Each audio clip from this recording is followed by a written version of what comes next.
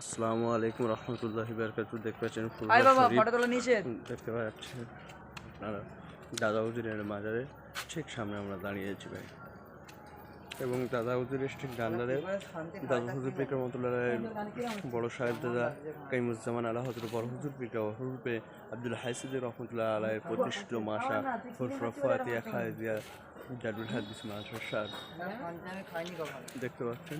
এটা হলো মাসা, এটা হলো মাসা, আর নিচেটা হলো একই মাসা আর একটা অংশ হাফিজিয়া মাদ্রাসা, ফুরফুরাফাতিয়া হাফিজিয়া মাদ্রাসা নিচে, এবং দুতলা এবং তিনতলা খারিজি মাদ্রাসা। বড় হুজুর পিক রহমতুল্লাহ হাতে করেছিলেন। আর হলো দাদা হুজুর পিক রহমতুল্লাহ আলাইহির মাজার দেখতে পাচ্ছেন ভাই।